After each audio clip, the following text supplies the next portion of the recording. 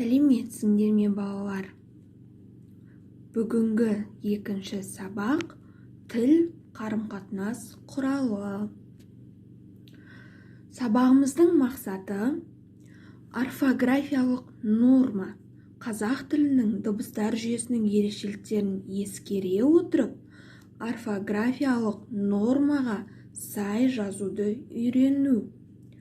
Қазақ тілінің дыбыстар жүйесі дауысты дыбыстар мен дауыссыз дыбыстардан тұрады балалар. Міне біз осы дауысты және дауыссыз дыбыстарды пайдалана отырып, орфографиялық нормаға сай жазуды, яғни қатесіз жазуды үйренетін боламыз. Ол үшін ең алдымен біз дауысты дыбыстардың жіктелуін ажырата алуымыз керек. Кешегі бірінші сабағымызда дауысты дыбыстардың жіктелуіне аз ғана сілтеме жасаған болатынбыз. Енді бүгін дауысты дыбыстардың жіктелуін, олардың ара жігін ажыратып, жеке қарастырып түсінетін боламыз. Жалпы қазақ тілінде дауысты дыбыстар саны 12. Олар А, Ә, О, Ö, Е, Ы, Ә, Ы, Ү, И, Ә, У деген әріптер. Енді осы әріптерді жеке қарастырып, олардың жіктелуін ажыратайық. Дауысты дыбыстар тілдің қатысына қарай жуан және жіңішке деп бөлінеді. Жуан дауыстыларды айтқан кезде тіл кейін шегініп, артқа қарай тартылыңқырай түсіп айтылатын дыбыстар болып табылады. Айтып көрейікші. А, О, Ы, Ы, У. Көрдіңдер ме балалар? Жуан дауысты дыбыстарды айтқан кезде тіліміз кейін қарай шегініп, артқа қарай тартыңқырлай түсті.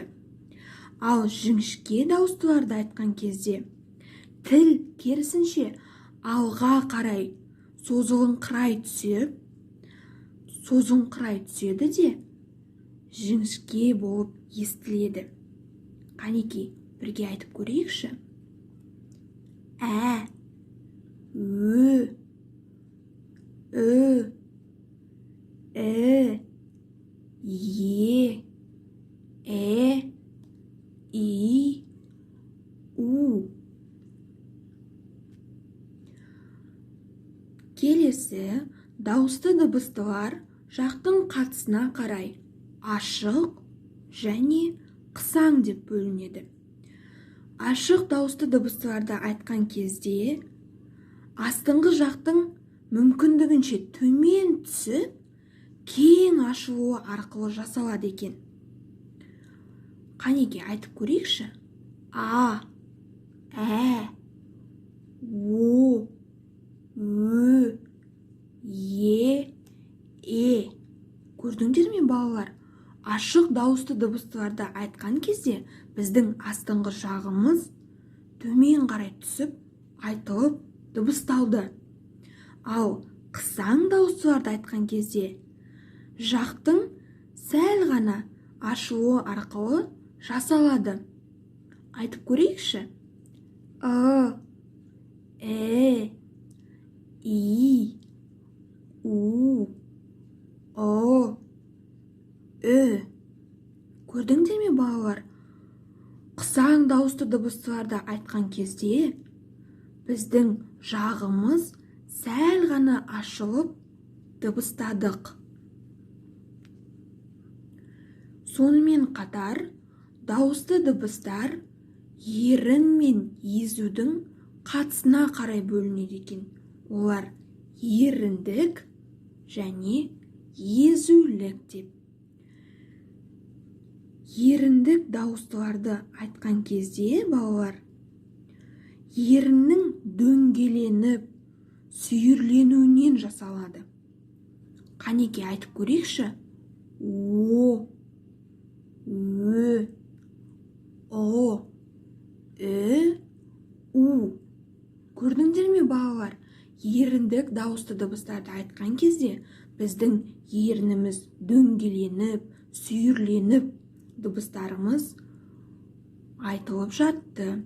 Ал енді езулік дыбыстарды айтқан кезде еріннің екі жаққа тартылып, яғни езудің жиырылуы арқылы дыбысталады екен. Бірге дыбыстап көрейік. А, Ә, Е, Ә, Ы, Ә, И. Ал балалар, дауысты дыбыстардың жіктелуін, ара-жігін ажыратып, әрқайсысына жеке тоқталып дыбыстап үйренген болсақ, мына тапсырманы орындайық. Тапсырмада сөздердегі түсіп қалған әріптердің қандай дыбысты таңбалайтынын көреміз. Сол дыбыстарды, яғни анау көп нүктенің орнына түсіп қалған дыбыстарды жазып шығамыз. Одан кейінгі тапсырма. Берілген сөздерді екі бағанға бөліп жазамыз. Ол үшін жуан дауысты сөздер мен жіңішке дауысты сөздерді ажыратып бөліп аламыз.